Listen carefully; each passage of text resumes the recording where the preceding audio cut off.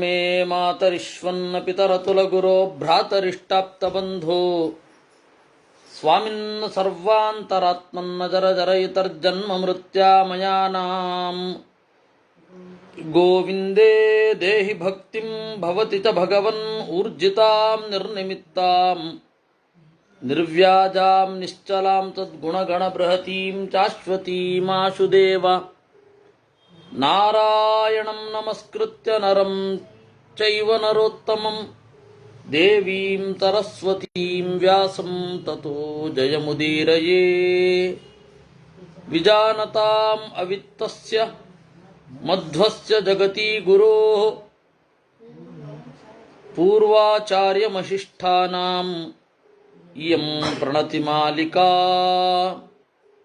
ಪೂರ್ಣಜ್ಞಾನಾಯ ವಿದ್ಮಹೇ ಪೂರ್ಣಾನಂದಾಯ ಧೀಮಹಿ ತನ್ನೋ ವ್ಯಾಸ ಪ್ರಚೋದಯಾತ್.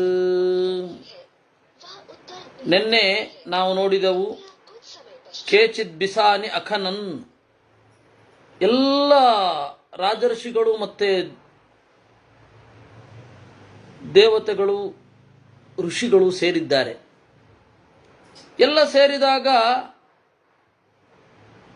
ತಿನ್ನುವುದಕ್ಕೆ ಅಂತ ಇಟ್ಟುಕೊಂಡಿದ್ದ ತಾವರೆಯ ದೇಟು, ಪದ್ಮದ ನಾಳ ಅಂತ ಕರೀತಾರೆ, ಅದನ್ನು ಅಡಗಿಸಿದ್ರು. ಆಗ ಎಲ್ಲರಲ್ಲಿ ಮಾತುಕತೆ ಆಯಿತು. ಅಗಸ್ತ್ಯರು ಹೇಳಿದರಂತೆ, ತಾನಾಹತರವಾನ್ ಋಷಿಮುಖ್ಯಾನಗಸ್ತ್ಯ ಕೇನಾಹೃತಂ ವೈ ಪುಷ್ಕರಂ ಮೇ ಸುಜಾತಂ ಯುಷ್ಮಾನ್ ಶಂಕೆ ದೀಯತಾಂ ಪುಷ್ಕರಂ ಮೇ ನ ವೈ ಭವಂತೋ ಹರ್ತುಮರ್ಹಂತಿ ಪದ್ಮಂ. ಅಗಸ್ತ್ಯರು ಹೇಳಿದ್ರು, ನನ್ನ ಕಮಲವನ್ನ, ಕಮಲದ ನಾಳವನ್ನ ನೀವು ತೆಗೆದಿಟ್ಕೊಂಡಿದ್ದೀರಾ ಅಂತ ಹೇಳಿ ನನಗೆ ಗೊತ್ತು, ಕೊಡಿ. ತಾನಾಹ ಶೃಣೋಮಿ ಕಾಲೋ ಹಿಂಸತೆ ಧರ್ಮವೀರ್ಯಂ ಸೇಯಂ ಪ್ರಾಪ್ತ ವರ್ಧತೆ ಧರ್ಮಪೀಡಾ ಪುರಾ ಧರ್ಮೋ ವರ್ಧತೆ ನೇಹ ತಾವತ್ ಯಾವದ್ ಗಚ್ಛಾಮಿ ಪರಲೋಕಂ ಚಿರಾಯ. ಧರ್ಮದಲ್ಲಿ ನಡೆಯುವವನನ್ನ ಕಾಲ ಯಾವತ್ತೂ ಪೀಡಿಸುತ್ತೆ. ನನಗೆ ಈಗ ಆ ಪೀಡೆ ಒದಗಿದೆ. ಮೊದಲು ಅಧರ್ಮ ಅನ್ನೋದು ಮೆರೆಯುತ್ತೆ, ಆಮೇಲೆ ಧರ್ಮ ಅನ್ನೋದು ಮುಂದೆ ಬರುತ್ತೆ. ಪುರಾ ವೇದಾನ್ ಬ್ರಾಹ್ಮಣ ಗ್ರಾಮ ಮಧ್ಯೆ ಘುಷ್ಟಸ್ವರಾನ್ ವೃಷಲಾನ್ ಶ್ರಾವಯಂತಿ ಪುರಾ ರಾಜ ವ್ಯವಹಾರಾನ್ ಧರ್ಮಾನ್ ಪಶ್ಯತ್ಯಹಂ ಪರಲೋಕಂ ವ್ರಜಾಮಿ. ನಾನು ಕಲಿಯುಗ ಬರುವ ತನಕ ಇರೋದಿಲ್ಲ. ಈಗ ಸತ್ತರೂ ಕೂಡ ನನಗೆ ಒಂದು ರೀತಿ ಲಾಭವೇ. ಬ್ರಾಹ್ಮಣರು ಗ್ರಾಮದ ನಡುವೆ ವೇದಗಳನ್ನು ಹೇಳ್ತಾ ಧರ್ಮವನ್ನು ಹಾಳು ಮಾಡುವವರು ಕೇಳುವ ಮೊದಲೇನೆ ನಾನು ಈ ಲೋಕವನ್ನು ಬಿಡುತ್ತೇನೆ. ದೊರೆಯಾದವನು ಅಥವಾ ಜನರು ಸಿವಿಲ್ ಕೇಸ್ಗಳನ್ನು ಅಧರ್ಮದ ರೀತಿಯಲ್ಲಿ ನಿರ್ಣಯಿಸೋದನ್ನು ನೋಡುವ ಮೊದಲೇನೆ ನಾನು ಈ ಲೋಕವನ್ನು ಬಿಡುತ್ತೇನೆ. ಪುರಾ ರಾಜ ಪ್ರತ್ಯವರಾನ್ ಗರೀಯತೋ ಮಂಸತ್ಯಥೈನಂ ಅನುಯಾಸ್ಯಂತಿ ತರವೇ ಧರ್ಮೋತ್ತರಂ ಯಾವದಿದಂ ನ ವರ್ತತೆ ತಾವದ್ವ್ರಜಾಮಿ ಪರಲೋಕಂಚಿರಾಯ. ಯಾರು ಬುದ್ಧಿಯಲ್ಲಿ, ಪ್ರಜ್ಞೆಯಲ್ಲಿ, ಕುಲದಲ್ಲಿ, ಶೀಲದಲ್ಲಿ ಕೆಳಗಿನವರೋ ಅವರು ಮೆರೆಯುವ ಮೊದಲು ನಾನು ಈ ಲೋಕವನ್ನು ಬಿಡುತ್ತೇನೆ. ಈ ಜಗತ್ತು ಅಧರ್ಮದ ಮುಷ್ಟಿಯಲ್ಲಿ ಸಿಗುವ ಮೊದಲು ನಾನು ಈ ಲೋಕವನ್ನು ಬಿಡುತ್ತೇನೆ. ತಮಾಹುರಾರ್ತಾರುಚಯೋ ಮಹರ್ಚೆ ಪುರಾ ಪ್ರಪಶ್ಯಾಮಿ ಪರೇಣ ಮರ್ತ್ಯಾನ್ ಬಲೀಯತಾ ದುರ್ಬಲಾನ್ ಭುಜ್ಯಮಾನಾನ್ ತಸ್ಮಾದ್ಯಾಸ್ಯಾಮಿ ಪರಲೋಕಂಚಿರಾಯ ನಹಿ ಉತ್ಸಹೇ ದ್ರಷ್ಟುಮೀದೃಂಡ್ರಲೋಕೆ. ಇದೆಲ್ಲ ಆಗೋದು ಇನ್ನೊಂದು ಸ್ವಲ್ಪ ಕಾಲ ಇದೆ. ಅದಕ್ಕಿಂತ ಮೊದಲು ನಾನು ಇಲ್ಲಿಂದ ಬಿಟ್ಟುಬಿಡುತ್ತೇನೆ. ಮುಂದಿನ ಜನಾಂಗವನ್ನು ಬಲಿಷ್ಠರು ಪುಡಿ ಮಾಡ್ತಾರೆ. ಅದನ್ನು ನೋಡುವ ಮೊದಲು ಈ ಜಾಗ ಖಾಲಿ ಮಾಡ್ತೇನೆ ನಾನು. ತಮಾಹುರಾರ್ತಾರುಚಯೋ ಮಹರ್ಚೆ ನತೆ ವಯಂ ಪುಷ್ಕರಂ ಚೋರಯಾಮಃ ಮಿಥ್ಯಾಭಿಚಂಸಾ ಭವತಾ ನ ಕಾರ್ಯ ಶಪಾಮ ತೀಕ್ಷ್ಣಾನ್ ಶಪಥಾನ್ ಮಹರ್ಷೇ. ಆಗ ಋಷಿಗಳೆಲ್ಲ ಹೇಳಿದ್ರು, ಅಗಸ್ತ್ಯರೇ, ಸುಮ್ಮನೆ ಆರೋಪ ಮಾಡಬೇಡಿ. ನಾವು ನಿಮ್ಮ ತಾವರೆಯ ನಾಳವನ್ನು ಕದ್ದಿಲ್ಲ. ನೀವು ತಿನ್ನಬಾರದು ಅನ್ನುವ ಉದ್ದೇಶ ನಮಗಿಲ್ಲ. ಆದರೆ ಹೀಗೆ ಆರೋಪ ಮಾಡಬೇಡಿ, ನಾವು ಅದನ್ನು ತೆಗೆದಿಲ್ಲ. ಬೇಕಾದರೆ ಶಪಾಮ ತೀಕ್ಷ್ಣಾನ ಶಪಥಾನ್ ಮಹರ್ಷೆ, ಆಣೆ ಇಡುತ್ತೇವೆ. ತೇ ನಿಶ್ಚಿತಾಸ್ತತ್ರ ಮಹರ್ಷಯಸ್ತು ಸಮ್ಮಾನಯಂತೋ ಧರ್ಮಮೇವಂ ನರೇಂದ್ರ ತಥೋ ಕುರ್ವನ್ ಶಪಥಾನ್ ಪರ್ಯಯೇಣ ಸಹೈವತೈ ಪಾರ್ಥಿವ ಪುತ್ರ ಪೌತ್ರೈ. ಆಗ ಅಗಸ್ತ್ಯರು ಸುಮ್ಮನೆ ಇದ್ರು, ಅಂದರೆ ಅವ್ರಿಗೆ ಸಮ್ಮತ ಅಂತ ಅರ್ಥ. ಆವಾಗ ಎಲ್ಲರೂ ಪ್ರತಿಜ್ಞೆ ಮಾಡಿದರಂತೆ.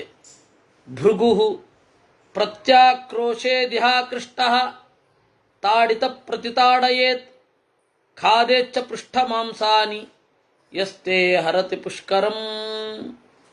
ನೋಡಪ್ಪ, ಬ್ರಾಹ್ಮಣನಾಗಿ ಬೈದವರನ್ನು ಬೈಯುವಂತಹ ಬುದ್ಧಿ ಬರಲಿ. ಅಂದರೆ ಕ್ಷಮಾ ಬಾಹ್ಯೇಷು ಶತ್ರುಷು ಅಂತ ಇದನ್ನೇ ನಿರ್ಣಯ ಬರೆದಿದ್ದು ಮಧ್ವರು. ಹೊರಗಡೆಯ ಶತ್ರುಗಳಲ್ಲಿ ಕ್ಷಮೆ ಇರಬೇಕು ಬ್ರಾಹ್ಮಣನಿಗೆ.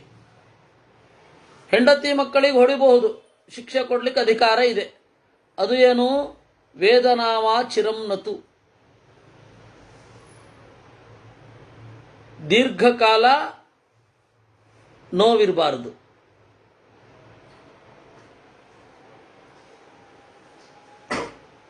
ಹಾಗಂತ ಹೇಳಿ ಇವ್ರ ತರಹ ಮೊನ್ನೆ ತಾಲಿಬಾನ್ ಸರ್ಕಾರದ ತರಹ ಅಲ್ಲ. ವಿಶೇಷತಃ ಮಕ್ಕಳಿಗೆ ಮತ್ತು ಶಿಷ್ಯರಿಗೆ ಪೆಟ್ಟು ಕೊಡಬಹುದು. ಹೇಗೆ? ವೇದನಾವಾ ಚಿರಂನತು, ದೀರ್ಘಕಾಲ ಆ ನೋವಿರಬಾರದು. ಇಲ್ಲಿ ಮೂಳೆ ಒಂದು ಮುರಿಬೇಡಿ, ಉಳಿದದ್ದು ಏನು ಬೇಕಾದ್ರೆ ಮಾಡ್ಕೊಳ್ಳಿ ಅಂತವರು. ಮೊನ್ನೆ ತಾಲಿಬಾನ್ ಅವರು ಇದನ್ನು ಪರಿಷ್ಕಾರ ಮಾಡಿ ಬಿಟ್ಟಿದ್ದಾರೆ. ಇದನ್ನ ಹೌದು, ಮೂಳೆ ಒಂದು ಮುರಿಬೇಡಿ ಅಂತ. ಈ ತರಹ ಅದು ಶಾಂತಿ ಧರ್ಮ. ಏನು ದುರಂತ! ತಾಡಿತ ಪ್ರತಿತಾಡಯೇತ್, ಬ್ರಾಹ್ಮಣನೋರ್ವ ಅವನಿಗೆ ಯಾರಾದರೂ ಪೆಟ್ಟು ಕೊಟ್ಟಾಗ ಮತ್ತೆ ಪೆಟ್ಟು ಕೊಡುವಂತಹ ಬುದ್ಧಿ ಬರಲಿ. ನಾನು ಒಂದು ವೇಳೆ ನಿಮ್ಮ ಕಮಲವನ್ನು ಕದ್ದಿದ್ರೆ,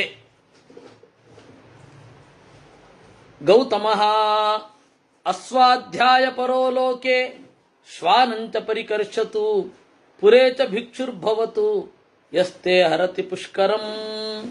ಸ್ವಾಧ್ಯಾಯವನ್ನು ಮಾಡುವ ಬುದ್ಧಿ ಬರದಿರಲಿ. ಸೇಮ್ ಅದೇ, ನಾಯಿಯನ್ನು ವಾಕಿಂಗ್ ಕರ್ಕೊಂಡು ಹೋಗೋ ದುರ್ಬುದ್ಧಿ ಬರಲಿ. ಶುನಂಚ ಪರಿಕರ್ಷತು, ಶ್ವಾನಂಚ ಪರಿಕರ್ಷತು. ಇಲ್ಲ ಅಂದ್ರೆ ಏನು ಪ್ರಯೋಜನ? ಬೇಟಕ್ಕೆ ತಗೊಂಡು ಹೋಗಬೇಕು ನಾಯಿಯನ್ನು, ಅದು ಬಿಟ್ಟು ಮತ್ತಾವುದಕ್ಕೂ ಪ್ರಯೋಜನ ಇಲ್ಲ. ಮನುಷ್ಯರ ಮೇಲೆ ನಮಗೆ ಪ್ರೀತಿ ಇಲ್ಲ, ರಕ್ಷಣೆಗಾಗಿ ಇಟ್ಟುಕೊಂಡಿದ್ರೆ ಸರಿ. ಮನುಷ್ಯರ ಮೇಲೆ ಪ್ರೀತಿ ಇಲ್ಲ, ಮನುಷ್ಯರ ಪ್ರೀತಿಗಿಂತ ಹೆಚ್ಚಿನ ಪ್ರೀತಿಯನ್ನು ನಾಯಿ ಕೊಡತ್ತೆ ಅಂತ ಭ್ರಮೆ ಇದ್ರೆ ಎಂಥ ದುರ್ಬುದ್ಧಿ ಅದು. ಖಾದೇಚ್ಛ ಪೃಷ್ಠ ಮಾಂಸಾನಿ ಪುರೇತ ಭಿಕ್ಷುರ್ಭವತು. ಪೃಷ್ಠ ಮಾಂಸಾನಿ ಖಾದೇತ್ ಅಂತಂದರೆ ಈ ನಿಷಿದ್ಧವಾದ ಭಾಗಗಳ ಮಾಂಸವನ್ನು ತಿನ್ನುವಂತಹ ಬುದ್ಧಿ ಬರಲಿ ಪ್ರಾಣಿಗಳಲ್ಲಿ. ಪುರೇಚ ಭಿಕ್ಷುರ್ಭವತು, ಪಟ್ಟಣದಲ್ಲಿ ಭಿಕ್ಷೆ ಬಾಯಿ ಬೇಡುವಂತಹ ಕೆಟ್ಟ ಪರಿಸ್ಥಿತಿ ಬರಲಿ ನಾನೇನಾದರೂ ತಗೊಂಡಿದ್ರೆ. ಕಾಶ್ಯಪಃ ಸರ್ವತ್ರ ಸರ್ವಂ ಪಣತು ನ್ಯಾಸೇ ಲೋಭಂ ಕರೋತು ಚ. ಇದು ನೀವು ಕೇಳೇ ಇದ್ದೀರ. ಎಲ್ಲವನ್ನ ವ್ಯಾಪಾರ ಮಾಡುವಂತಹ ಬುದ್ಧಿ ಬರಲಿ, ಸಾಕ್ಷಿ ಹೇಳುವಂತಹ ಕೆಲಸ ಸಿಗಲಿ. ಜೀವತ್ವಹಂಕೃತೋ ಬುದ್ಧ್ಯ ಕೃಪಣತ್ವಂ ತಮೇತುತಃ ಕರ್ಷಕೋ ಮತ್ಸರಿ ವಾಸ್ತು ಯಸ್ತೆ ಹರತಿ ಪುಷ್ಕರಂ. ವಸಿಷ್ಠರು ಹೇಳ್ತಾರೆ, ಅವನ ಅಹಂಕಾರಕ್ಕೆ ಯಾವತ್ತೂ ಪೆಟ್ಟು ಬೀಳದೇ ಇರಲಿ. ನಾನೇನಾದರೂ ನಿಮ್ಮ ಕಮಲದ ನಾಳವನ್ನು ಕದ್ದಿದ್ರೆ ನನ್ನ ಅಹಂಕಾರಕ್ಕೆ ಯಾವತ್ತೂ ಪೆಟ್ಟು ಬೀಳದೇ ಇರಲಿ, ಅದೇ ದೊಡ್ಡ ಪೆಟ್ಟು. ಯಾಕೆ ಅಂದರೆ ಅಹಂಕಾರಕ್ಕೆ ಬೇಗ ಪೆಟ್ಟು ಬೀಳಬೇಕು. ಇಲ್ಲ ಅಂತಂದ್ರೆ ಏನಾಗೋಗತ್ತೆ, ನಾನೇ ಹೇಳಿದ್ದು ಅಂತ ಹೇಳಿ ತಲೆಗೆ ಏರ್ಬಿಡುತ್ತೆ. ಎದುರುಗಡೆ ಇರುವವರ ಗುಣಗಳನ್ನು ಗುರುತಿಸ್ಲಿಕ್ಕೆ ಬರೋಲ್ಲ. ಆಮೇಲೆ ಅದು ಭೀಕರವಾದ ಪರಿಸ್ಥಿತಿ. ಅದರಿಂದ ಜೀವತ್ವಹಂಕೃತೋ ಬುದ್ಧ್ಯಾ ಕೃಪಣತ್ವಂ ಸಮೇತು. ದೈನೇಸಿ ಪರಿಸ್ಥಿತಿ ಬರಲಿ ಬೇಕಂದ್ರೆ ನಾನೇನಾದರೂ ನಿನ್ನ ಕಮಲವನ್ನು ಕದ್ದಿದ್ರೆ. ಅಶುಚಿರ್ ಬ್ರಹ್ಮಕೂಟಸ್ತು ಬ್ರಹ್ಮ ನಿಕೃತಶ್ಚಾಸ್ತು ಯಸ್ತೆ ಹರತಿ ಪುಷ್ಕರಂ. ಅಶುಚಿರ್ ಬ್ರಹ್ಮಕೂಟ, ಅಶುಚಿಯಾಗಲಿ, ವೇದ ಬಂದಿದೆ ಅಂತನ್ನೋದನ್ನು ತೋರಿಕೆಯಿಂದ ಕೊಡುವ ಹಾಗಾಗಲಿ, ಮೋಸದ ಬ್ರಾಹ್ಮಣ ಆಗಲಿ ನಾನು, ಬೇರೆಯೊಬ್ಬರಿಗೆ ಅಪಕಾರ ಮಾಡುವಂತಹ ಬುದ್ಧಿ ಬರಲಿ ಅಂತ ಹೇಳಿ ಅಂಗಿರಸ್ ಹೇಳಿದ್ರು. ದುಂದುಮಾರ ಕೋಲಯಾಶ್ವ ಅಂತ ಇದ್ದ ಆ ರಾಜರ್ಷಿ ಹೇಳ್ತಾನೆ, ಅಕೃತಜ್ಞೋಸ್ತು ಮಿತ್ರಾಣಾಂ ಶೂದ್ರಾಯಾಂಚ ಪ್ರಜಾಯತಾಂ ಏಕಃ ಸಂಪನ್ನಮಶ್ನಾತು ಯಸ್ತೆ ಹರತಿ ಪುಷ್ಕರಂ. ನಾನೇನಾದರೂ ಕದ್ದಿದ್ರೆ ಮಿತ್ರರು ಮಾಡಿದ ಉಪಕಾರವನ್ನು ಮರೆಯುವಂತಹ ದುರ್ಬುದ್ಧಿ ಬರಲಿ. ಶೂದ್ರಾಯಾಂಚ ಪ್ರಜಾಯತಾಂ, ಶೂದ್ರೆಯಲ್ಲಿ ನಾನು ಹುಟ್ಟಲಿ, ಅವಾಗ ವೇದಾಧ್ಯಯನಾದ ಸಂಸ್ಕಾರಗಳಿರಲ್ಲ, ನಾನು ಹಾಗೆ ಹುಟ್ಟುವಂತಾಗಲಿ. ಸುತ್ತಲೂ ಇರುವಾಗ ಒಬ್ಬನೇ ಕೋಣೆಯಲ್ಲಿ ಕೂತು ಸಿಹಿಯಾದದ್ದನ್ನು ತಿನ್ನುವ ಬುದ್ಧಿ ಬರಲಿ.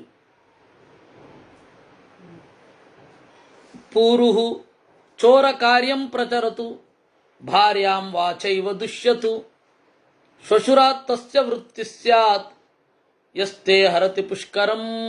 ಪೂರು ಹೇಳ್ತಾನೆ, ನಾನು ಏನಾದರೂ ನಿಮ್ಮ ಕಮಲವನ್ನು ನಾಳವನ್ನು ಕದ್ದಿದ್ರೆ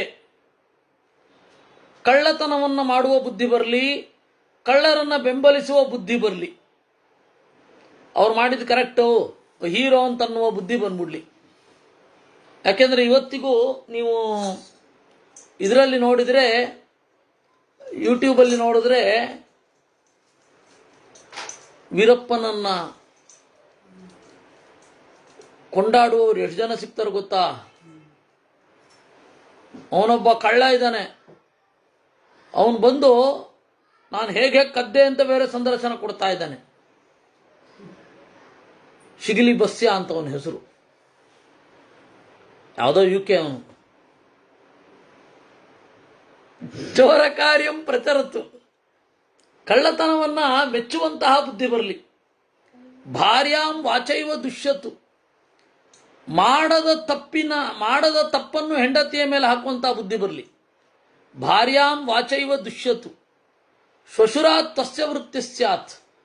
ನಾನೇನಾದರೂ ಕದ್ದಿದ್ರೆ ಹೆಣ್ಣು ಕೊಟ್ಟ ಮಾವನಿಂದ ಬದುಕುವಂತಹ ಪರಿಸ್ಥಿತಿ ಬರಲಿ. ಮುಗಿದೋಯ್ತು, ಅದಕ್ಕಿಂತ ಅವಮಾನ ಇದೇನೂ ಇಲ್ಲ. ಶ್ವಶುರಾತ್ ತಸ್ಯ ವೃತ್ತಿ ಸ್ಯಾದ್ ಯಸ್ತೆ ಹರತಿ ಪುಷ್ಕರಂ.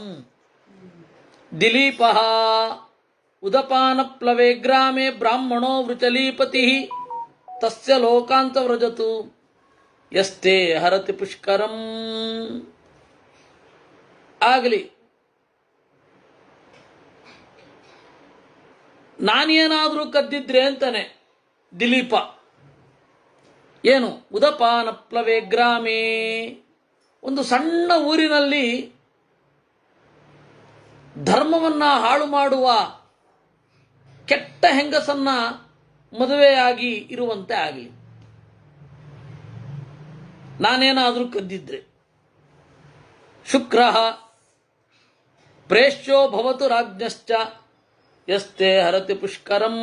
ಆಯ್ತು, ನಾನೇನಾದರೂ ಕದ್ದಿದ್ರೆ ರಾಜನಿಗೆ ಸೇವಕನಾಗುವ ದೌರ್ಭಾಗ್ಯ ಬರಲಿ. ಅದಕ್ಕಿಂತ ದೌರ್ಭಾಗ್ಯ ಇನ್ನೊಂದಿಲ್ಲ.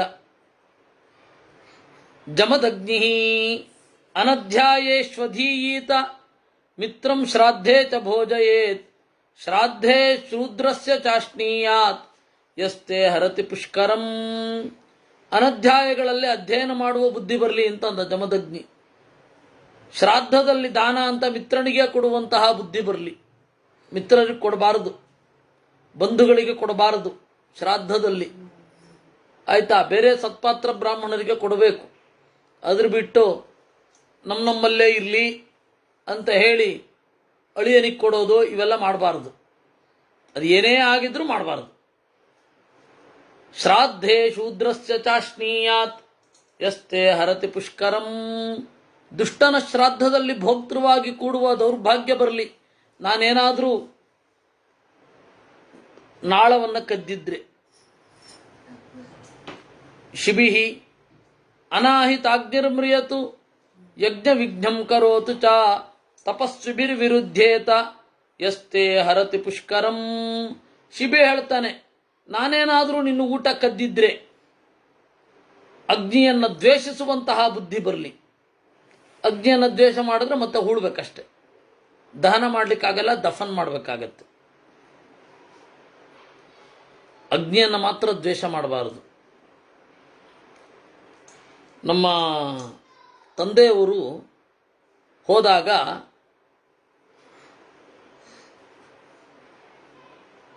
ಇಲ್ಲ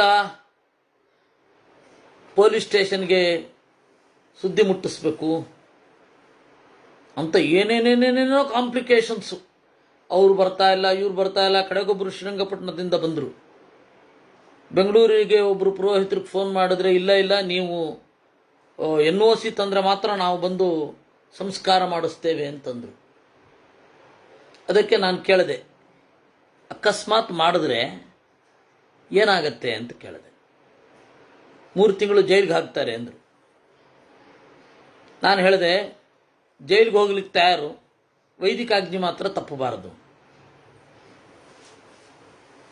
3 ತಿಂಗಳು ತಾನೇ, ಏನು ದೊಡ್ಡ ಅಫೆನ್ಸ್ ಅಲ್ವಲ್ಲ. 3 ತಿಂಗಳು ನಾನು ಹೋಗ್ಲಿಕ್ಕೆ ತಯಾರು.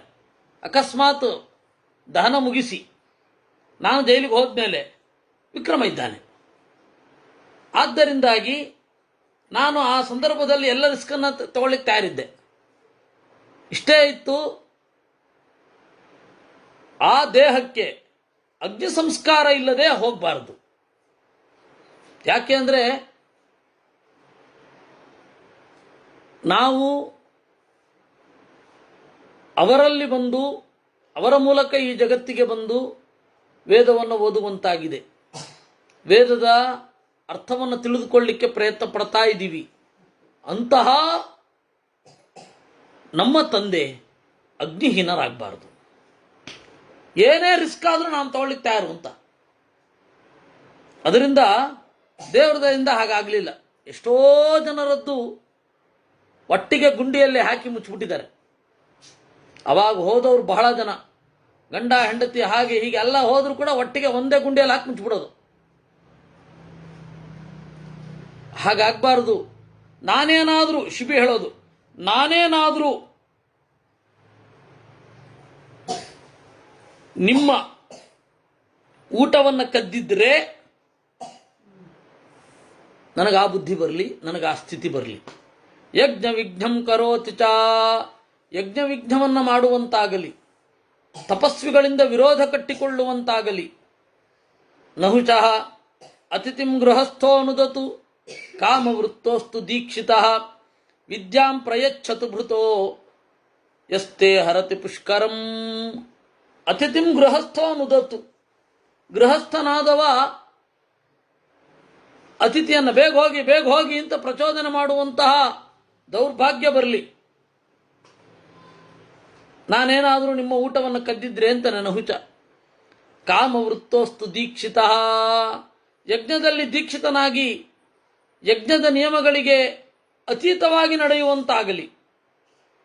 ವಿದ್ಯಾಂ ಪ್ರಯಚ್ಛತು ಭೃತಃ, ಎಲ್ಲಿಯಾದರೂ ಒಂದು ಕಡೆ ಸಂಬಳಕ್ಕಾಗಿ ಪಾಠವನ್ನು ಹೇಳುವ ದುರ್ಬುದ್ಧಿ ಬರಲಿ. ವೇದವನ್ನು ಸಂಬಳಕ್ಕಾಗಿ ಹೇಳಲಿಕ್ಕಿಲ್ಲ. ಅಲ್ಲ, ಹಾಗಾದ್ರೆ ಮಧ್ವಾಚಾರ್ಯರೇ ಹೇಳಿದರೆ ಶಿಷ್ಯ ಯಾಜ್ಯೋಪಲಬ್ಧ ಇರುವ ಧನೈರ್ವರ್ತೇತ ಅಂತ. ಹೌದು, ಅದು ಪೌರೋಹಿತ್ಯ ಮಾಡಿಸುವವರು ಮತ್ತೆ ಪಾಠ ಹೇಳುವವರು ಅವ್ರಿಗೆ ಅದು ಅವ್ರು ಏನು ಕೊಡ್ತಾರೋ ಅದನ್ನು ತಗೊಳ್ಳೋದು ಅಂತ ಅರ್ಥವೇ ವಿನಃ ನನಗಿಷ್ಟು ಬೇಕು, ನನಗಿಷ್ಟು ಫಿಕ್ಸ್ ಮಾಡಿಬಿಡಿ, ಅಷ್ಟು ಫಿಕ್ಸ್ ಆಗಿದ್ದನ್ನು ನನಗೆ ಕೊಡಿ ಅನ್ನೋದು ಪಾಪ. ಹೀಗಾಗಿ ಕೇಳಲಿಕ್ಕಿಲ್ಲ. ಒಬ್ಬ ವೈದಿಕ ವೃತ್ತಿಯಲ್ಲಿ ಇರುವವನು ಇಷ್ಟು ಬೇಕು ನನಗೆ ಅಂತ ಕೇಳಲಿಕ್ಕಿಲ್ಲ. ಆ ಕೇಳೋ ದುರ್ಬುದ್ಧಿ ಬಂದ್ಬಿಡ್ಲಿ, ನಾನಿಷ್ಟು ಕೊಟ್ಟರೆ ಮಾತ್ರ ಬರೋದು ಅಂತ ಹೇಳುವಂತಹ ದುರ್ಬುದ್ಧಿ ಬರಲಿ ನನಗೆ. ಯಯಾತಿ ಅನೃತೌ ಜಟಿ ವ್ರತಿನ್ಯಾಂ ವೈ ಭಾರ್ಯಾಯಾಂ ತಂ ಪ್ರಜಾಯತು ನಿರಾಕರೋತು ವೇದಾಂಶ್ಚ ಯಸ್ತೆ ಹರತಿ ಪುಷ್ಕರಂ. ಅದಕ್ಕೆ ಯಯಾತಿ ಹೇಳ್ತಾನೆ,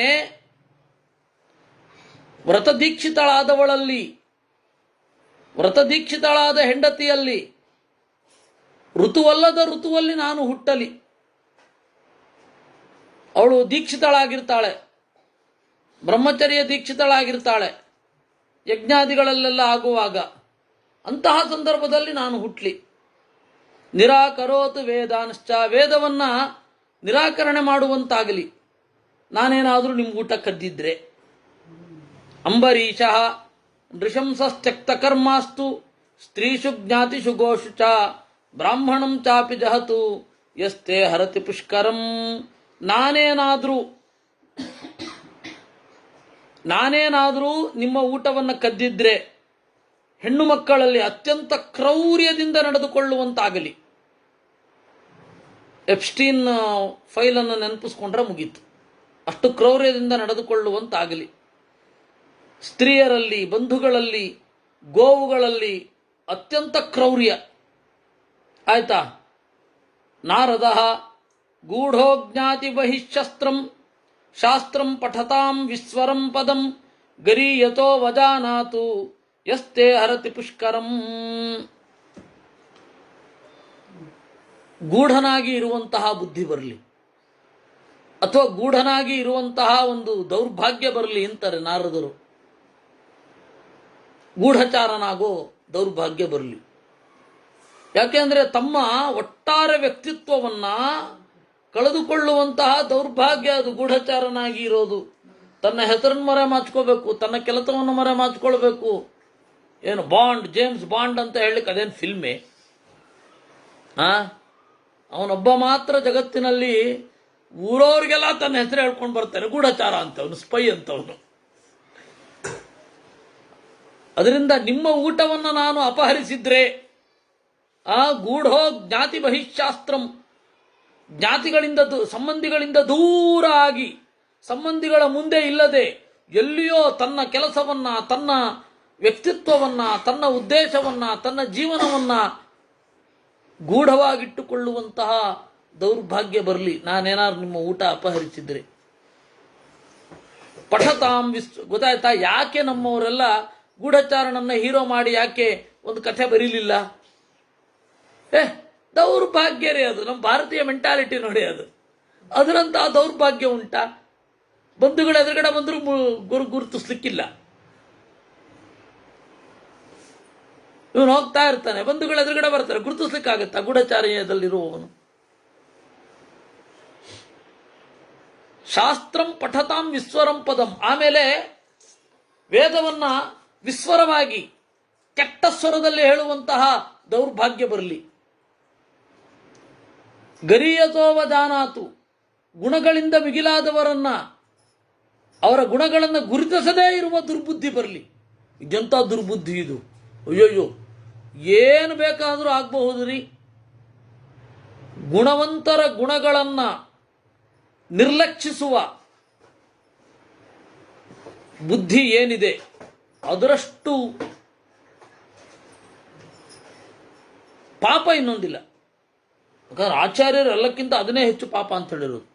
ಇವ್ರು ಪಾಪ ಅಂತಂದ್ರೆ ಏನು ಅನ್ಕೊಂಡ್ಬಿಟ್ಟಿದ್ದಾರೆ ಗೊತ್ತಾ? ಇವರು ಪಾಪ ಅಂತ ಹೇಳಿದ್ರೆ ಅದು ತಿಂದ್ರೆ ಪಾಪ, ಇದು ತಿಂದ್ರೆ ಪಾಪ, ಅಲ್ಲಿಗೆ ಹೋಗದೆ ಹೋದ್ರೆ ಪಾಪ, ಇಲ್ಲಿಗೆ ಹೋದ್ರೆ ಪಾಪ, ಮುಟ್ಟಿದ್ರೆ ಪಾಪ, ಕೈ ತೊಳಿದೆ ಹೋದ್ರೆ ಪಾಪ, ಕೈ ತೊಳ್ಕೊಂಡ್ರೆ ಪಾಪ, ಬತ್ತಿ ಹೀಗಿದ್ರೆ ಪಾಪ, ಕಚ್ಚೆ ಹೀಗಿದ್ರೆ ಪಾಪ. ಅಯ್ಯೋ ಅವಿವೇಕಿಗಳ, ಹಾಗಲ್ಲ ಮಾರಾಯರೆ. ಅದು ಒಳಗಡೆಯ ಗುಣಗಳನ್ನು ಗುರುತಿಸದಿದ್ದರೆ ಎದುರುಗಡೆ ತೋರ್ತಾ ಇರುತ್ತೆ. ಗುಣಗಳನ್ನು ಗುರುತಿಸದೆ ಹೋದ್ರೆ ಪಾಪ, ಇಲ್ಲದ ದೋಷವನ್ನು ಹೇಳೋದು ವಿಪರೀತ ಪಾಪ, ಮಿತ್ರರ ರಹಸ್ಯವನ್ನ 10 ಹಲವು ಕಡೆ ಡಂಗುರ ಹೊಡೆದ್ರೆ ಪಾಪ. ಯಾರೋ ಒಬ್ರು ವಿಶ್ವಾಸದಿಂದ ಏನೋ ಒಂದು ರಹಸ್ಯ ಹೇಳಿರ್ತಾರೆ, ಊರಲ್ಲೇ ಹೇಳ್ಕೊಂಡ್ಬಂದ್ಬಿಡೋದು. ಈ ಥರದ್ದು ಪಾಪಗಳು. ಸಜ್ಜನರು ಏನೋ ಸಣ್ಣ ತಪ್ಪು ಮಾಡಿರ್ತಾರೆ, ಅದನ್ನು ದೊಡ್ಡದಾಗಿ ಬೊಂಬಾರ್ಡ್ ಮಾಡಿಬಿಡೋದು. ಅದೆಲ್ಲ ಪಾಪ ಅಂತ ಹೇಳಿದ್ದು. ಆಚಾರ ಅಂತ ಹೇಳಿದ್ರೆ ಅದನ್ನ ಹೇಳ್ತಾ ಇರೋದು. ಆಚಾರ ಅಂತ ಹೇಳಿದ್ರೆ ಅದನ್ನ, ನಮಗೆ ಅದು ಇರಬೇಕು. ಇವಾಗ ಏನೇನೋ ಅನ್ಕೊಂಡ್ಬಿಟ್ಟಿದ್ದಾರೆ ಅದ್ರ ಬಗ್ಗೆ. ಆಚಾರ ಅಂದ್ರೆ ಏನು ಅಂತ ಕೇಳಿ ಅಯ್ಯೋಯ್ಯೋ ಏನೇನೋ ಹೇಳ್ತಾರೆ. ಈಗ ಅದ್ಯಾವುದೂ ಅಲ್ಲ. ಗಾಧಿ ಅನೃತಂ ಭಾಷತು ಸದಾ ಸದ್ಭಿಶ್ಚೈವ ವಿರುದ್ಧತು ಶುಲ್ಕೇನ ಕನ್ಯಾಂ ದದತು ಯಸ್ತೆ ಹರತಿ ಪುಷ್ಕರಂ. ಗಾಧಿ ಹೇಳೋದು ಭಾರಿ ಆಶ್ಚರ್ಯ. ಗಾಧಿ ಬೇರೆ ಯಾರೂ ಅಲ್ಲ, ವಿಶ್ವಾಮಿತ್ರರ ಅಪ್ಪ. ಅವನೊಂದು ಮಾತು ಹೇಳ್ತಾನೆ, ಶುಲ್ಕವನ್ನು ಸ್ವೀಕರಿಸಿ ಕನ್ಯೆಯನ್ನು ಕೊಡುವ ದುರ್ಬುದ್ಧಿ ಬರಲಿ ನನಗೆ ಅಂತ. ಆಗಲೇ ಬಂದ್ಬಿಟ್ಟಿದೆ ಆಲ್ರೆಡಿ, ಇನ್ನೊಮ್ಮೆ ಬರಲಿ ಅಂತ ಏನೋ ಇರಬೇಕು. ಯಾಕೆ ಅಂದರೆ ಅವನ ಮಗಳು ಸತ್ಯವತಿ ಅಂತ ಇದ್ಲು. ರುಚಿಕ ನೋಡ್ಲಿಕ್ಕೆ ಬಂದ. ಈ ವೇದಾಂತಿಗೆ ಹೆಣ್ಣು ಕೊಡೋರು ಭಾರಿ ಕಷ್ಟ. ವೇದಾಂತಿಗೆ ಹೆಣ್ಣು ಯಾರು ಕೊಡ್ತಾರೆ? ಯಾಕೆಂದ್ರೆ ನನ್ನ ಮಗಳು ವ್ರತದಲ್ಲಿ ನವಿಬೇಕು ಅಂತ. ಬೇಡವೇ ಬೇಡ, ನಾನು ಎಷ್ಟು ಆಸ್ತಿಕನಾಗಿರ್ಬೇಕೋ, ನನ್ನ ಅಳಿಯ ಅಷ್ಟು ನಾಸ್ತಿಕನಾಗಿರ್ಬೇಕು ಅಂತಲೇ ಜಾಸ್ತಿ ಜನ ಬಯಸೋದು. ಒಳಗಡೆ ಎದ್ದು ಅಷ್ಟೇ ಇರುತ್ತೆ. ಅದರಿಂದಾಗ ಅವ್ರೇನು ಮಾಡ್ತಾರೆ, ನಾಸ್ತಿಕರಿಗೆ ಕೊಡ್ತಾರೆ. ಇದು ಎಲ್ಲ ಪ್ರತಿಯೊಬ್ಬ ಆಸ್ತಿಕರ ಒಳಗಣ ಬಯಕೆ. ನನ್ನ ಮಗಳ ಗಂಡ ನಾಸ್ತಿಕ ಆಗಿರಬೇಕು. ಅದರಿಂದಾಗಿ ಬಹಳ ಕಡಿಮೆ. ಅವನೇನು ಮಾಡಿದ, ಇಂದ್ರರಿ ಅವನು ಶುಲ್ಕವನ್ನ ಕೊಡಬೇಕು ಅಂತಂದ. ಗಾಧಿ ಏನು ಗೊತ್ತಲ್ಲ ನಿಮಗೆ, ಒಂದು ಕಿವಿ ಕಪ್ಪಾಗಿರುವ ಇಡೀ ಮೈ ಬೆಳ್ಳಗಿರುವ 1000 ಕುದುರೆಗಳನ್ನು ಕೊಟ್ಟರೆ ನಾನು ನಿನ್ನ ಕೊಡ್ತೀನಿ. ಅವನೆಲ್ಲಿಂದನೋ ತಂದು ಕೊಟ್ಟ, ಕಡೆ ಕೊಡಲೇಬೇಕಾಯ್ತು, ಅನಿವಾರ್ಯ. ಅದಲ್ಲ ಹೇಳಿದ್ದು. ಅವನು ಹೇಳೋ ಮಾತು, ಕವಿ ಪದಾಚ ಗಾಂ ಸಂಸ್ಪೃಶತು ಸೂರ್ಯಂಚ ಪ್ರತಿಮೇಹತು. ಶರಣಾಗತನನ್ನ ತ್ಯಾಗ ಮಾಡುವ ಬುದ್ಧಿ ಬರಲಿ ನನಗೆ. ಅಷ್ಟಕ ಹೇಳ್ದ. ಅಧರ್ಮದಿಂದ ಭೂಮಿಯನ್ನ ಆಳುವಂತಹ ಬುದ್ಧಿ ಬರಲಿ. ಶುಕ ಹೇಳ್ತಾನೆ, ಬ್ರಾಹ್ಮಣನಾಗಿ ಕೇವಲ ಕಾಮದಿಂದ ಶೂದ್ರಯೋನಿಯ ಸ್ತ್ರೀಯನ್ನು ಮದುವೆಯಾಗುವಂತಹ ದುರ್ಬುದ್ಧಿ ಬರಲಿ, ನಾನೇನಾದರೂ ನಿನ್ನ ಊಟವನ್ನು ಕದ್ದಿದ್ರೆ. ಯಮ ಹೇಳ್ತಾನೆ, ಔಪಾತನ ವಿಹೀನಸ್ತು ದೇವ ಬ್ರಾಹ್ಮಣ ನಿಂದಕಃ ದೇವಸತ್ರಾಧಿಕಾರಿಯಸ್ತು ಯಸ್ತೆ ಹರತಿ ಪುಷ್ಕರಂ. ದೇವಾಲಯದ ಒಳಗಡೆ ಇದ್ದು ನಾಸ್ತಿಕನಾಗುವಂತಹ ಬುದ್ಧಿ ಬರಲಿ ಅಂತ. ಕೆಲಸ ಮಾಡ್ತಾ ಇರೋದು ದೇವಾಲಯದ ಒಳಗೆ.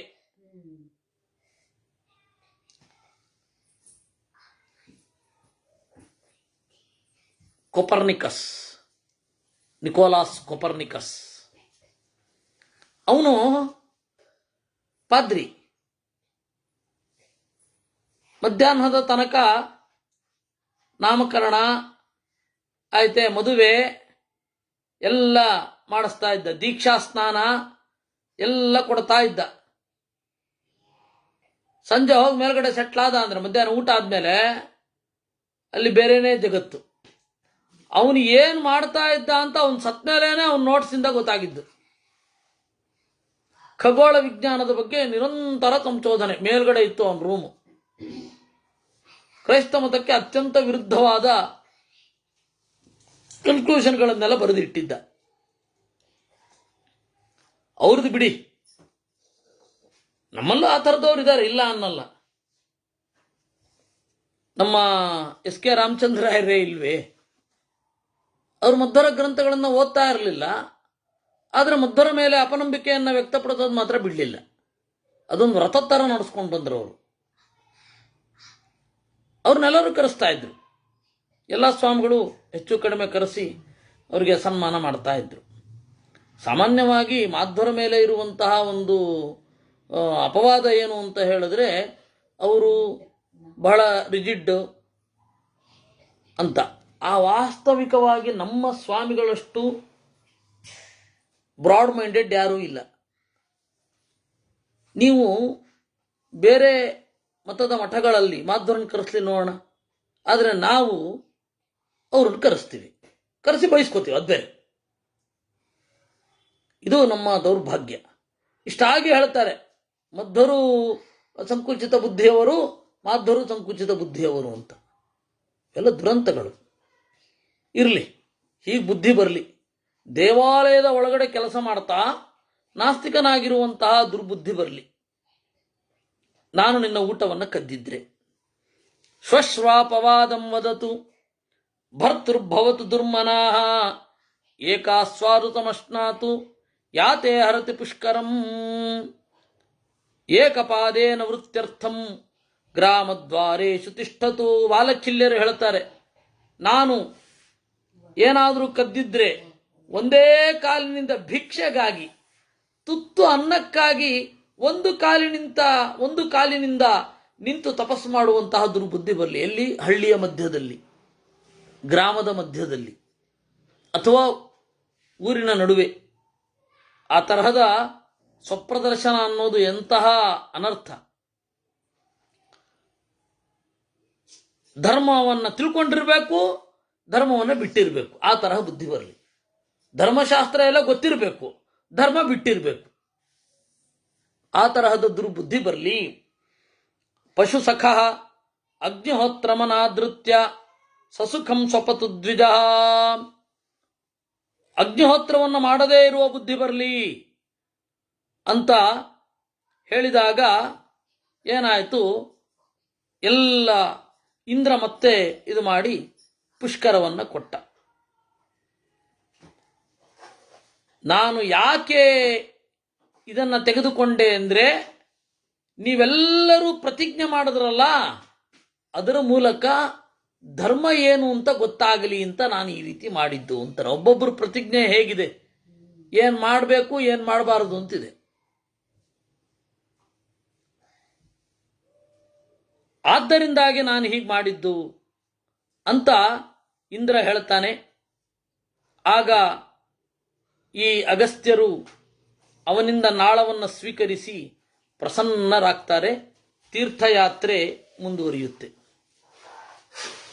ಈ ಆಖ್ಯಾನವನ್ನು ಯಾರು ಕೇಳ್ತಾರೆ ಅವರ ಮಕ್ಕಳು ಮೂರ್ಖರಾಗೋದಿಲ್ಲ. ಯಾಕೆ ಅಂದರೆ, ನಾವು ಈ ಕಥೆಯ ತೀವ್ರತೆಯಲ್ಲಿ ಬಿದ್ದವರು ಮಕ್ಕಳಿಗೆ ಒಳ್ಳೆ ಶಿಕ್ಷಣ ಕೊಟ್ಟೇ ಕೊಡ್ತಾರೆ. ಬುದ್ಧಿವಂತ ರಾಸ್ಕಲ್ ಆಗೋದಕ್ಕಿಂತ ದಡ್ಡರಾದ ಸಜ್ಜನರಾದರೂ ಪರವಾಗಿಲ್ಲ. ಅದರಿಂದಾಗಿ ಈ ಆಖ್ಯಾನವನ್ನು ಕೇಳಿದ್ರೆ ಮೂರ್ಖರಾಗೋದಿಲ್ಲ. ನಭವೇಚ್ಛ ನಿರಾಕೃತಿ, ಗೊಂದಲ ಇರೋದಿಲ್ಲ ಮಕ್ಕಳಿಗೆ. ಅವರ ಜೀವನದ ಶೈಲಿಯಲ್ಲಿ ಕ್ಲಾರಿಟಿ ಇರುತ್ತೆ. ಇದನ್ನ ಹೇಳಬೇಕು. ನಿರಾಕೃತಿ ನಭವೇತ್ ಅಂದರೆ ಅವರ ವ್ಯಕ್ತಿತ್ವದಲ್ಲಿ ಏನೋ ಗೊಂದಲಗಳು, ಡೈಲಮಾ ಕಾಡೋದಿಲ್ಲ. ಈ ತರಹ ಇರಬೇಕು ಜೀವನದಲ್ಲಿ ಅಷ್ಟೇ. ನತಮಾಪತ್ ಸ್ಪೃಶೇತ್ ಕಾಚಿತ್ ನ ಜ್ವರೋ ನಾಪ್ಯಹಂಕೃತಿ. ಮಾನಸಿಕವಾದ ರೋಗ ಬರೋಲ್ಲ, ಅಹಂಕಾರ ಕಾಡೋಲ್ಲ, ಸದ್ಗತಿ ಸಿಗುತ್ತೆ. ಯಾರು ಈ ಶಾಸ್ತ್ರವನ್ನು ಕೇಳ್ತಾನೆ ಅವನು ಅಂತಹ ಬ್ರಾಹ್ಮಣ ಒಳ್ಳೆ ಲೋಕಕ್ಕೆ ಹೋಗ್ತಾನೆ ಅಂತ ಹೇಳುವಲ್ಲಿಗೆ 81ನೇ ಅಧ್ಯಾಯ. ಯುಧಿಷ್ಠಿರ ಯದಿದಂ ಶ್ರಾದ್ದಧರ್ಮೇಷು ದೀಯತೆ ಪುರುಚರಚಭಾ ಛತ್ರಂ ಚೈತತ್ ಸಮುತ್ಪನ್ನಂ ಕಥಂ ಚೈತತ್ ಪ್ರದೀಯತೆ. ಯುಧಿಷ್ಠಿರ ಕೇಳ್ತಾನೆ, ಇದು ಈ ಕಥೆಯೆಲ್ಲ ಏನಿದೆ ಪರಿಷ್ಕರಿಸಿದ್ದು ಜನರಿಗಾಗಿ ಏನು ಬೇಕು ಅಂತ. ದೇವತೆಗಳು ಋಷಿಗಳು ಕಂಡಿಡಿಯೋದೆಲ್ಲ ಮೊದಲ ಪ್ರವೃತ್ತಿ ಹೇಗಾಯಿತು ಅಂತ. ದೇವರಿಗೆ ಒಂದು ಹೆಸರಿದೆ ವೇದದಲ್ಲಿ, ಪ್ರಥಮಚ್ಛದವರಾಂಗ್ ಆವಿವೇಚ ಅಂತ. ಪ್ರಥಮಚ್ಛತ್ ಮೊದಲು ಯಾವುದು ಅನ್ನೋದನ್ನ ತಡೆ ಹಿಡಿದು ಬಿಡ್ತಾನೆ. ಯಾಕೆಂದ್ರೆ ಕಾಲದಿಂದ ಬಹಳ ದೂರ ಬಂದ ಮೇಲೆ ಮೊದಲು ಯಾವುದು ಅಂತ ಹೆಂಗೆ ಗೊತ್ತಾಗಬೇಕು?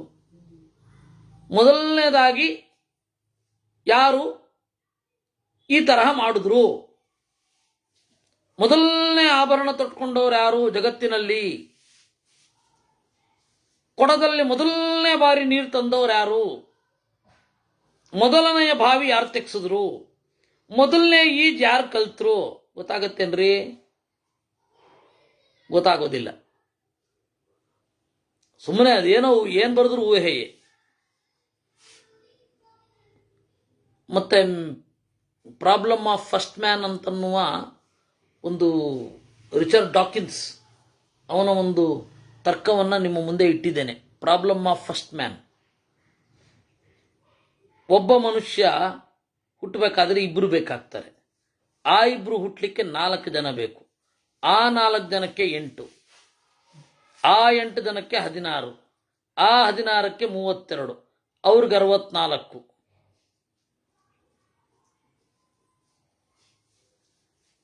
ಒಬ್ಬ ಮನುಷ್ಯ ಮೊದಲನೇ ಮನುಷ್ಯ ಅಂತ ಗುರುತಿಸಬೇಕಾದ್ರೆ ಬಿಲಿಯಾಂತರ ಜೋಡಿಗಳನ್ನು ಒಪ್ಕೊಳ್ಬೇಕಾಗತ್ತೆ. ಆದ್ದರಿಂದ ಯುಧಿಷ್ಠಿರ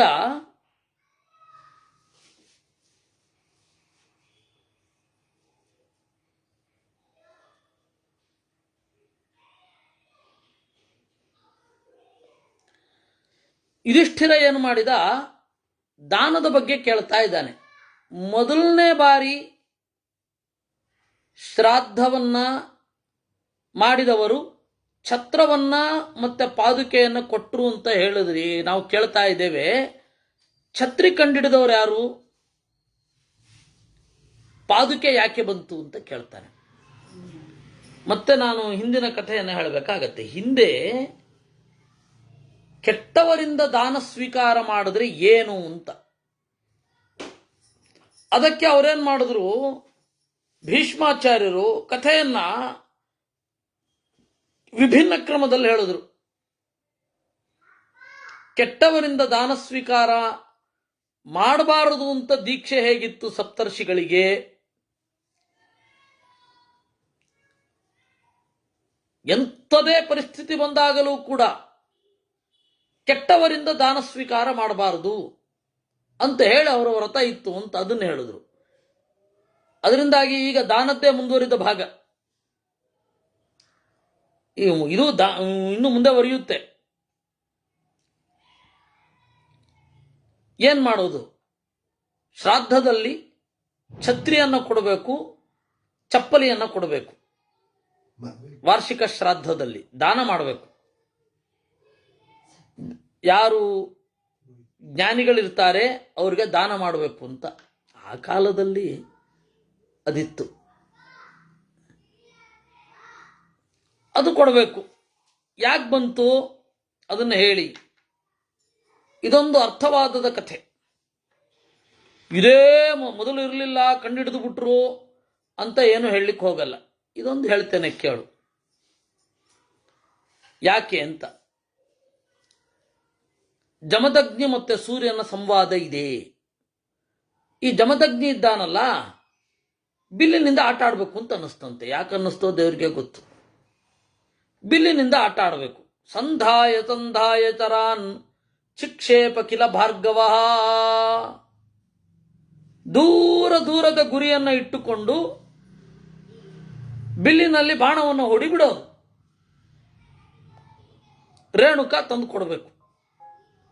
ಆನಾಯಿ ಅಸಾ ತದಾ ತಸ್ಮೈ ಪ್ರಾದಾತ್ ಅಸಕೃತಚ್ಯುತ. ಒಂದು 7 8 ಬಾಣ ಇಟ್ಕೊಂಡಿರ್ತಾನೆ. ರಪ ರಪ ರಪ ರಪ ರಪ ಬಿಡ್ತಾನೆ. ಇವಳೇನು ಮಾಡಬೇಕು? ಹೋಗಿ ತಂದು ಕೊಡಬೇಕು, ಹೋಗಿ ತಂದು ಕೊಡಬೇಕು. ಮತ್ತೆ ಎಸೆದ. ಮಧ್ಯಾಹ್ನ ಬಂತು. ಬೆಳಗ್ಗೆಯಿಂದ ಆಟ ಶುರು ಮಾಡಿ ಆಡ್ತಾನೇ ಇದ್ದ. ಮಧ್ಯಾಹ್ನನೂ ಆಡ್ತಾ ಇದ್ದಾನೆ. ಆಗ ಅವಳು ತರೋದು ನಿಧಾನ ಆಯ್ತು. ಗಚ್ಛಾನಯ ವಿಚಾಲಾಕ್ಷಿ ಶರಾನೇ ತಾನ್ ಧನುಶ್ಚುತಾನ್ ಯಾವದೇ ತಾನ್ ಸುಖಾತ್ ಶುಭ್ರು ಕ್ಷಿಪಾಮೀತಿ ಜನಾಧಿಪಾಂ. ಆಗ ಅವಳೇನ್ ಮಾಡಿದ್ಲು? ಬರೋದು ತಡ ಆಗ್ತಾ ಇತ್ತು. ಯಾಕೆಂದ್ರೆ ಮರದ ನೆರಳು ಎಲ್ಲಿದೆಯೋ ಅಲ್ಲಿಂದ ಹೋಗ್ತಾ ಇದ್ಲು. ಬಳಸ್ಕೊಂಡು ಹೋಗೋದು ಶುರು ಆಯ್ತು. ಅವಾಗ ತಡ ಜಾಸ್ತಿ ಆಯಿತು. ಬಹಳ ಸಿಟ್ಟು ಬಂದ್ಬಿಡ್ತು. ತಡ ಆಗ್ತಾ ಇದೆ ಅಂತ. ಸಾಹಿ ಪ್ರಸ್ವಿನ್ನ ಸರ್ವಾಂಗಿ ಬೆವರ್ತಾ ಇದ್ದಾಳೆ. ಬಂದ್ಲು. ರೇಣುಕೆ ಕಿಂಚರೇಣತ್ವಂ ಆಗತೇತಿ ಪುನಃ ಪುನಃ. ಯಾಕೆ ತಡ ಮಾಡ್ತಾ ಇದ್ದೀ ಅಂತ ಕೇಳ್ದ. ರೇಣುಕೆ, ತಡ ಯಾಕೆ? ಶಿರಸ್ತಪ್ತಂ ಪ್ರದೀಪ್ತೌ ಮೇ ಪಾದೌ ಚೈವ ತಪೋಧನ. ನನ್ನ ತಲೆ ಬಿಸಿಯಾಗಿದೆ, ಕಾಲುಗಳು ಬಿಸಿಯಾಗಿವೆ. ಅದರಿಂದಾಗಿ ನಾನು ನೆರಳಿನ ಮೂಲಕ ಹೋಗಬೇಕಾಗ್ತಾ ಇದೆ. ಆ ಕಾರಣದಿಂದ ತಡ ಆಯಿತು. ಹೌದಾ? ನಿನಗೆ ಇಷ್ಟು ಕಷ್ಟ ಕೊಡ್ತಾ ಇರೋನು ಸೂರ್ಯ ಅಲ್ವಾ? ಸೂರ್ಯನನ್ನ ತಣ್ಣಗೆ ಮಾಡಿಬಿಡ್ತೀನಿ ಇಂದ. ಸವಿಷ್ಪಾರ್ಯ ಧನುರ್ದಿವ್ಯಂ ಗೃಹೀತ್ವಾ ತಬಹುಂಚರಾನ್. ಆಯಿತು ಅಂತ ಹೂಡಿದ. ಆಗ ಸೂರ್ಯ ಬ್ರಾಹ್ಮಣನ ವೇಷದಲ್ಲಿ ಬಂದ. ಇವೆಲ್ಲ ಅರ್ಥವಾದ. ವಾಸ್ತವಿಕವಾಗಿ ಸೂರ್ಯನಿಗೇನು ಮಾಡೋ ಹಾಗಿದ್ದಾನೆ? ಸೂರ್ಯನೇ ತನ್ನ ಬಗೆಗೆ ಅಥವಾ ಜಗತ್ತಿಗೆ ಕೊಟ್ಟ ಒಂದು ಕಾಣಿಕೆ. ಇದನ್ನು ಅರ್ಥವಾದ ಅಂತ ಕರೀತಾರೆ. ಅವನು ಸಿಟ್ಟು ಮಾಡ್ಕೊಂಡಿರ್ಬೋದು ನಿಜವಾಗಿಯೂ. ಸೂರ್ಯನೇ ಬಂದು ಅವನಿಗೆ ಇಲ್ಲ, ನನ್ನ ಇದರಿಂದ ತಪ್ಪಿಸಿಕೋ ಹೀಗೆ. ಆದತ್ತೇ ರಶ್ಮಿಭಿ ಸೂರ್ಯ ದಿವಿ ವಿಧ್ವಸ್ತತಸ್ತತಃ ರಸಾನ್ಹಿ ದಿವ್ಯಾನ್ ವರ್ಷಾಸು ಪ್ರವರಚತಿ ದಿವಾಕರ. ಅವನು ಬಂದು ಹೇಳಿದ ಸೂರ್ಯ ಬ್ರಾಹ್ಮಣ ರೂಪದಲ್ಲಿ, ಅಲ್ಲಪ್ಪ ಸೂರ್ಯ ಯಾಕೆ ರಸವನ್ನ ಹೀರ್ತಾ ಇದ್ದಾನೆ, ಯಾಕೆ ಬೇಸಿಗೆ ಕಾಲದಲ್ಲಿ ಉಗ್ರ ಆಗ್ತಾನೆ ಗೊತ್ತಾ? ಭೂಮಿಯಲ್ಲಿರುವ ರಸವನ್ನು ಶುದ್ಧಿ ಮಾಡಿ ಹೀರಿ ಮಳೆಗಾಲದಲ್ಲಿ ಕೊಡ್ತಾನೆ. ಈ ಕಾಳಿದಾಸ ರಘುವಂಶದಲ್ಲಿ ಅದನ್ನು ಚೆನ್ನಾಗಿ ಹೇಳ್ತಾನೆ. ರಘುಕುಲದ ರಾಜರು ಯಾಕೆ ಕರವನ್ನು ಸ್ವೀಕಾರ ಮಾಡ್ತಾ ಇದ್ರು, ಟ್ಯಾಕ್ಸ್ ಅನ್ನ ಅಂತಂದ್ರೆ ಮತ್ತೆ ಅವರಿಗೆ ಕೊಡ್ಲಿಕ್ಕೆ ಸೂರ್ಯನ ಹಾಗೆ ಅಂತಾರೆ. ತಥೋನ್ನಂ ಜಾಯತೆ ವಿಪ್ರ. ಅವಾಗ ನಾನು ಮೇಲ್ಗಡೆಯಿಂದ ಮಳೆ ಸುರಿಸಿದ್ರೆ ತಾನೇ ಅನ್ನ ಹುಟ್ಟೋದು. ಅನ್ನವೇ ಪ್ರಾಣ. ಅನ್ನಂ ಪ್ರಾಣ ಇತಿ ತಥಾ ವೇದೇಶು ಪರಿಪಠ್ಯತೆ. ಆದ್ದರಿಂದ ಅವಾಗ ಮರೆಯಾಗುತ್ತಾನೆ. ಈಗ ಮೋಡದಿಂದ ಹೊರಗಡೆ ಬಂದು ಬೆಳಗುತ್ತಾನೆ. ಇಲ್ಲ ಅಂತಂದ್ರೆ ಅನ್ನ ಹುಟ್ಟೋದಿಲ್ಲ. ಜಾತಕರ್ಮ, ವ್ರತ, ಉಪನಯನ, ಗೋದಾನ, ವಿವಾಹ, ತಪಸ್ಸು, ಯಜ್ಞ ಸಮೃದ್ಧಿ, ಸತ್ರಗಳು, ದಾನ, ಹಣ ಎಲ್ಲವೂ ಬರೋದು ಅನ್ನದಿಂದ.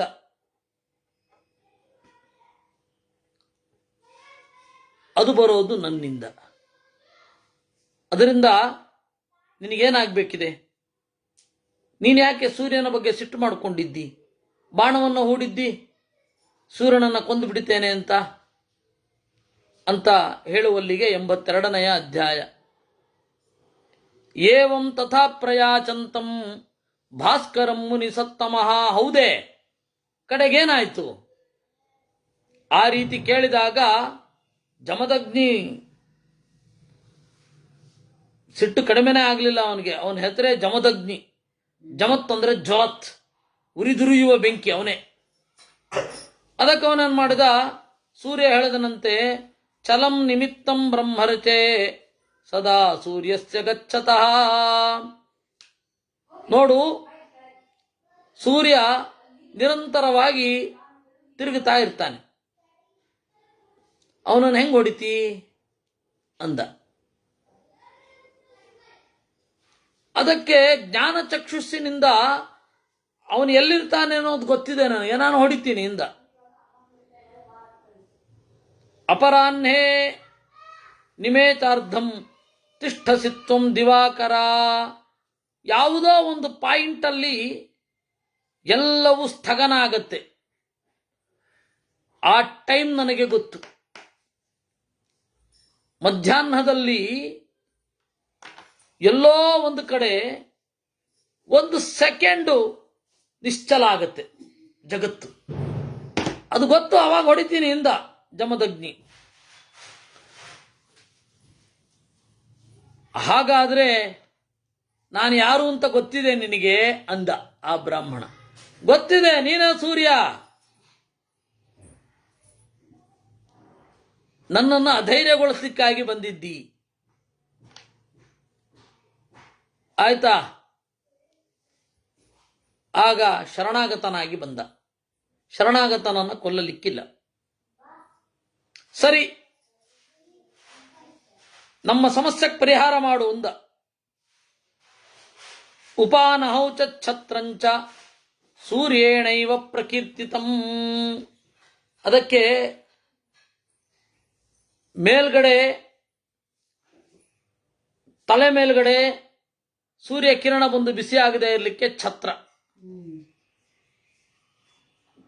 ಕೆಳಗಡೆ ಕಾಲು ಸುಡದೆ ಇರಲಿಕ್ಕೆ ಪಾದುಕೆ. ಸಾಕಲ್ಲ? ಎರಡಿದ್ರೆ ಸೂರ್ಯನ ಕಿರಣದಿಂದ ರಕ್ಷಣೆ. ಅದರಿಂದ ಕೆಲವೊಮ್ಮೆ ಹಾಗಾಗತ್ತೆ. ಒಬ್ರು ನಾವು ಈ ಸಮಾಜದ ಅವ್ಯವಸ್ಥೆಗೆ ರೋಸಿ ಎಲ್ಲವನ್ನು ಬಿಟ್ಟೊಟ್ಟೋಗ್ತೇವೆ ಅಂತ. ಅದಕ್ಕೆ ನಾನು ಹೇಳಿದ್ದೆ, ಅಲ್ಲಪ್ಪ, ಮನೆಯಲ್ಲಿ ಕೊಳೆ ಇದೆ ಅಂತ ಮನೆ ಬಿಟ್ಬಿಡೋದು, ನಾವು ಚಪ್ಪಲಿ ಹಾಕೊಂಡು ನಮಗೆ ಕೊಳೆ ತಾಗದಂತೆ ಮನೆ ಕ್ಲೀನ್ ಮಾಡಬೇಕು. ಹಾಗೆ ಇದು ಚಪ್ಪಲಿ ಅಲ್ಲಿ ಬಂತು. ಅದರಿಂದ ಬ್ರಾಹ್ಮಣರಿಗೆ ಉಪಾನಹ ಅಂತ ಹೇಳಿದ್ರೆ ಚಪ್ಪಲಿ, ಪಾದುಕೆ, ಆಮೇಲೆ ಛತ್ರ, ಎರಡನ್ನ ನೀನು ಕೊಡು. ಯಾರು ಛತ್ರವನ್ನು ಕೊಡ್ತಾನೆ ಒಳ್ಳೆ ಲೋಕವನ್ನು ಪಡೆಯುತ್ತಾನೆ. ನೆರಳನ್ನೇ ಕೊಟ್ಟ ಹಾಗೆ. ಸೂರ್ಯನ ವಿರುದ್ಧದ ಯುದ್ಧ ಛತ್ರಿ ಕೊಟ್ರೆ ಸೂರ್ಯ ಅವನ ಕೆಲಸನೂ ಮಾಡ್ಕೋಬಹುದು, ನಮಗೂ ತಂಪಾಗಿರ್ಬೋದು.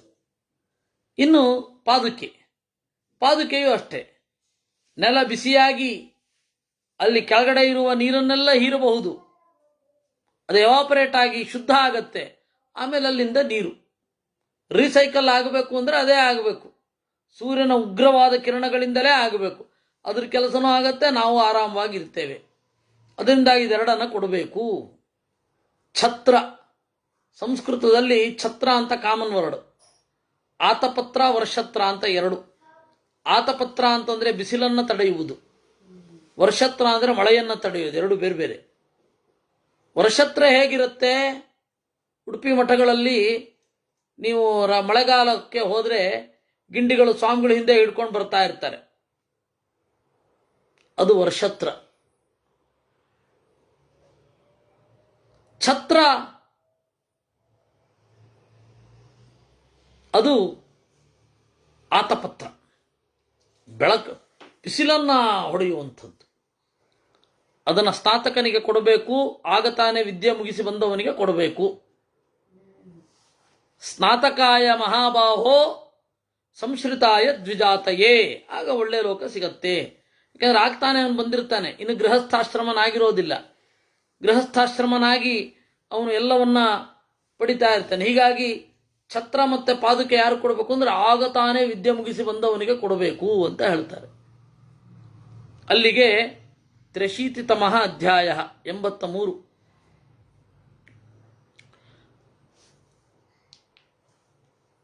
ಈಗ ಶುಶ್ರೂಷೆ, ಎಷ್ಟು ತರಹದ ಶುಶ್ರೂಷೆ ಅಂದಾಗ ಭೀಷ್ಮಾಚಾರ್ಯರು ಹೇಳ್ತಾರೆ, ಶುಶ್ರೂಷೆ ಮಾಡುವವರಿಗೆ ಯಾವ್ಯಾವ ತರಹದ ಶುಶ್ರೂಷೆ ಮಾಡಬೇಕು ಅಂತ ಹೇಳಿ ನಾನು ಹೇಳ್ತೇನೆ ಅಂತ ಹೇಳ್ತಾರೆ. ಆ ಶುಶ್ರೂಷೆಯದ್ದು ಅದು ನಮಗೆ ನೋಡಿದ್ದೇವೆ. 4 ವರ್ಣದವರು ಯಾರು, 4ನೇ ವರ್ಣದವರಿಗೆ ವಿಹಿತವಾದ ಧರ್ಮ ಯಾವುದು ಇತ್ಯಾದಿಗಳನ್ನು ನಿರೂಪಣೆ ಮಾಡ್ತಾರೆ.